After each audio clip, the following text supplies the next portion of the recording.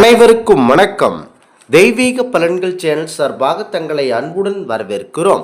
இன்று நம் காணொளியில் காண விரும்புவது அரசு வேலை கிடைத்திட ஆடி செவ்வாய் வழிபாடு சிறப்புகளை பற்றி இந்த காணொளியில் பார்க்கலாம். வாருங்கள் காணொளிக்கு செல்லலாம். மறக்காமல் ஒரு சப்ஸ்கிரைப் செய்யவும். தமிழகத்தில் பல மதத்தை சார்ந்தவர்கள் பல கடவுள்களை வணங்கி வழிபடுகின்றனர். பாரம்பொருள் சிவபெருமான், பாரம்பொருள் முருகன், பாரம்பொருள் விநாயகப் பெருமான், சக்தி என ஒவ்வொருவருக்கும் தாம் விரும்பும் கடவுளரை வழிபடுகிறார்கள். எனினும் தங்கள் முயன்ற ஒரு செயல் முற்றின்றி இடையூறின்றி முடிய வேண்டும், ஒரு அரசு வேலை கண்டிப்பாக கிடைக்க வேண்டும் என்பதற்கு இந்து மதத்தினர், அதாவது தமிழக மதத்தினர் அனைவரும் பாரம்பொருள் பிள்ளையாரை முதல் வணங்கி அதனை பொது மரபாகவே கொண்டுள்ளனர். விக்னங்கள் என்றால் இடையூறு என்று பொருள். எடுத்த செயல் இடியூன்றி முடிய துணை செய்பவரால் தான் பிள்ளையார் விக்னேஸ்வரர் என அழைக்கப்படுகிறார்கள்.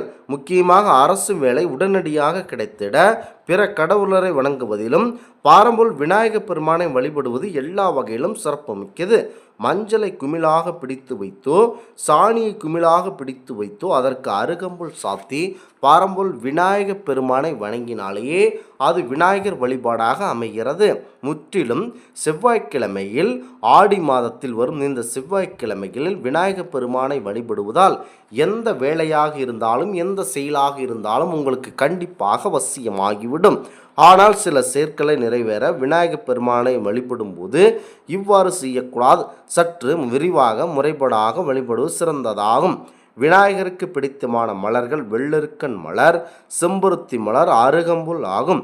இவற்றுள் ஏதேனும் ஒன்றை மாலையாக தொடுத்து கொள்ள வேண்டும். இன்றைய நாட்களில் விநாயகருக்கு விருப்பமான நிவேதன பொருட்களாக மோதகம், கொழுக்கட்டை, அவல், பொரிகடலை, தேங்காய் பழம், கற்பூரம், வெற்றிலைப்பாக்கு, மாம்பழம் இவற்றை தயாராக எடுத்துக்கொள்ள வேண்டும்.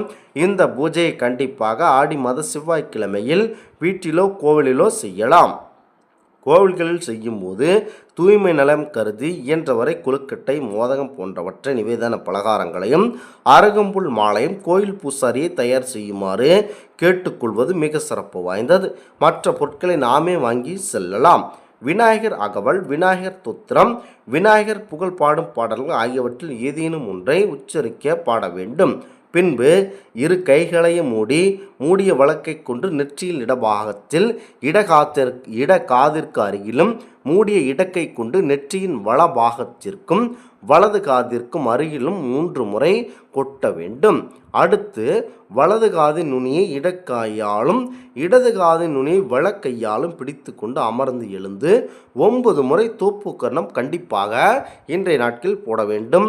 பின்பு நம் தலைமேல், அதாவது நம் தலை, தோல், மார்பு, இருக்கை, கால் வரை உள்ள உடல் ஆகிய 5 உறுப்புகள் தரையின்படி பரம்பொருள் விநாயகப் பெருமான் நினைத்து வணங்க வேண்டும். இவ்வளவு சிறப்புமிக்க ஆடி செவ்வாயில் நீங்கள் பரம்பொருள் விநாயகப் பெருமானை வழிபடுவது இன்னும் சிறப்பு. ஆடி செவ்வாய் தேடி குழி என்பார்கள். இன்றைய நாட்கள் சுத்தபத்தமாக நல்ல நீர்நிலைகள் நீராடிவிட்டு பரம்பொருள் விநாயகப் பெருமானை வழிபடுவது இன்னும் சால சிறப்பு. இவ்வாறு வணங்கிய பிறகு விநாயகர் சன்னதிக்கு முன்பு 3 முறை வலம் வர வேண்டும். அதன் பிறகு 3 முறை கற்பூர ஆதரை செய்து வணங்க வேண்டும். அடுத்து சிதறு தேங்காய் உடைத்துவிட்டு மீண்டும் விநாயகப் பெருமானை வணங்க வேண்டும். பின்பு பிரசாதம் பெற்று அதில் ஒரு பகுதியை அங்கிருக்கும் பக்தர்களுக்கு பகிர்ந்து தந்துவிட்டு இடக்காலை முன் வைத்து கோயிலை விட்டு வெளியேற வேண்டும். முக்கியமாக முதல் நிவேதிய பிரசாதத்தை முதலில் ஒரு பெண் குழந்தைகளுக்கு கொடுத்து விட்டதான் மற்றவர்களுக்கு நீங்கள் கொடுக்க வேண்டும். வீட்டிலேயே விநாயகப் பெருமானை வழிபடவும் அதற்கான முறைகள் என்ன என்றை பார்க்கலாம்.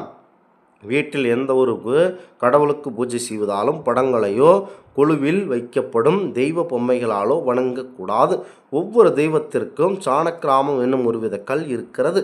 அது கிடைக்காதவர் கலசம் நிறைய நாளி, நெல், 5 முகம் உள்ள குத்து விளக்கு ஆகியவற்றை வைத்து தாராளமாக வழிபடலாம்.